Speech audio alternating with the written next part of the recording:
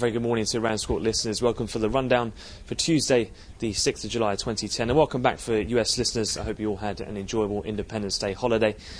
Risk appetite has been one of the major themes so far today, starting off with the Asian bourses, which all finished in decent positive territory, over 1% gains seen in the Shanghai Composite and decent move higher in the Nikkei overnight. That has transferred into higher equities as well in Europe. In the cash bourses, we're up around 2.5% broadly across the board, with minor outperformance seen in the Spanish IBEX and FTSE MIB, so some of those peripheral states off to a decent start to the week.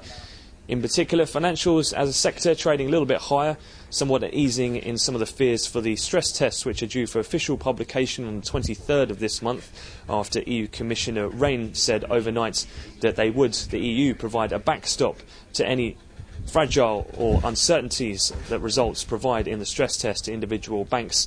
So again, looking to be somewhat of a backstop for potentially some financials if there are any troubles. Allied as well to another positive for sentiment this morning has been various sovereign debt auctions. We've had the likes of Austria had a very strong cover and lower yields in a 5 and 10 year debt sale. Also strong bids of cover seen in a UK auction of 10 year debts.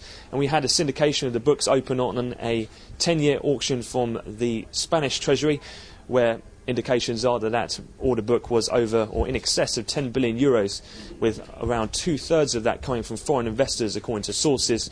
So decent appetite seen for what may have been seen as troubled debt from the Spanish Treasury.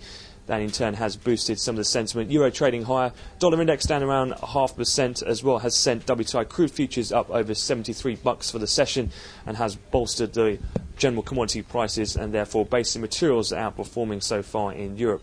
Looking forward in terms of the US calendar, no major 130s. Attention will turn to the ISM non-manufacturing composite index today. That'll be at 3 o'clock London time, and we'll see whether or not that can turn some of the trend from the weak economic data we had from the US last week. We'll have another update from RANsquawk at the close of European cash equity trade, and I wish you all a great trading day.